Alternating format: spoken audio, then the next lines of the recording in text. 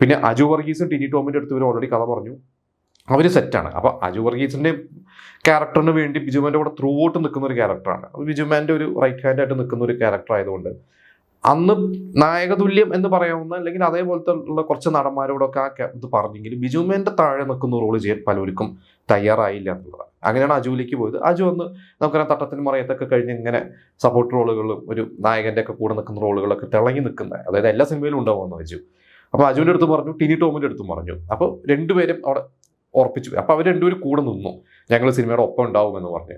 അപ്പോൾ ടിനി ടോമിൻ്റെ ഒരു ക്യാരക്ടർ നമുക്കറിയാം ജോസ്. അപ്പോൾ ആ ഒരു ജോസ് എന്ന് പറഞ്ഞ ഒരു ക്യാരക്ടർ ഇവരുടെ മനസ്സിൽ ആ ഒരു രൂപം ഇവരുടെ മനസ്സിലുണ്ടായത് MB രാജേഷ്, ഇപ്പോഴത്തെ സ്പീക്കർ MB രാജേഷാണ്. ഇപ്പോൾ സ്പീക്കറല്ല, സ്പീക്കറായിരുന്ന MB രാജേഷ്. അദ്ദേഹത്തിനെയാണ് ഇതിൽ എന്താ പറയുക ആ ഒരു മനസ്സിൽ രൂപം ഉദ്ദേശിച്ചിരുന്നത്.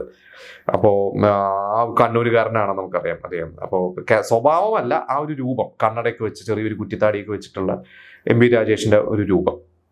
അപ്പോൾ അങ്ങനെയാണ് ടിനി ടോമിൻ്റെ ക്യാരക്ടർ സെറ്റ് ചെയ്തു. പിന്നെ വേറൊരു പ്രൊഡ്യൂസറും കാര്യങ്ങളൊക്കെ വന്നു കഴിഞ്ഞപ്പോഴാണ് ആ ഒരു സിനിമ ഓണായത്. ആ ഒരു സിനിമ എൻ്റെ ഒരു ഓർമ്മ ശരിയാണെങ്കിൽ കുറേ വർഷം മാസങ്ങൾ എടുത്തിട്ടുണ്ട്. കാരണം ഈ ഒരു സിനിമ 2014 സെപ്റ്റംബറിലാണ് തിയേറ്ററുകളിലേക്ക് എത്തുന്നത്. അന്ന് വലിയൊരു ഓളമൊന്നും ഇല്ലാതെയാണ് ആ ഒരു സിനിമ എന്ന് പറയുന്നത്. എനിക്ക് ഓർമ്മ, ഞാനത് റിലീസ് ദിവസം എറണാകുളത്താണ്, സരിത തിയേറ്ററായിരുന്നു എന്നാണ് ഓർമ്മ. അന്ന് ഫഹദിനെ തന്നെ മറ്റൊരു സിനിമ റിലീസ് ചെയ്തിരുന്നു, മണിരത്നം എന്ന് പറയുന്ന സിനിമ എന്നുള്ള ഓർമ്മ. അപ്പോൾ രണ്ട് സിനിമയും ഒന്ന് തിയേറ്ററിൽ ഫഹദിൻ്റെ സിനിമയ്ക്കായിരുന്നു അന്നൊരു ഇനീഷ്യൽ ഉണ്ടായിരുന്നത്. പക്ഷേ ഈ വെള്ളിമൂങ്ങിക്ക് അങ്ങനെ വലിയ തിരക്കൊന്നും ഇല്ലായിരുന്നു. പക്ഷെ പിന്നെ പയ്യെയാണ് ആ ഒരു സിനിമ ആൾക്കാർ അറിഞ്ഞു തുടങ്ങി എത്തിയത്. അപ്പോൾ ഇതിനു മുമ്പ് 2014 ഏപ്രിൽ മെയ് സമയത്തായിരുന്നു നമ്മുടെ ലോക്സഭ ഇലക്ഷനൊക്കെ. അപ്പോൾ ആ ഒരു സമയത്തൊക്കെ ഇലക്ഷൻ പ്രചാരണത്തിൻ്റെ ഇടയ്ക്ക് ബിജു മേനോൻ്റെ ഈ ഒരു ഫോട്ടോ ഒക്കെ വെച്ചിട്ട് ഇതിൻ്റെ ഒരു ഷൂട്ടും കാര്യങ്ങളൊക്കെ നടന്നിരുന്ന കുറച്ച് ഫോട്ടോസൊക്കെ കണ്ട് എനിക്ക് ഓർമ്മയുണ്ട്.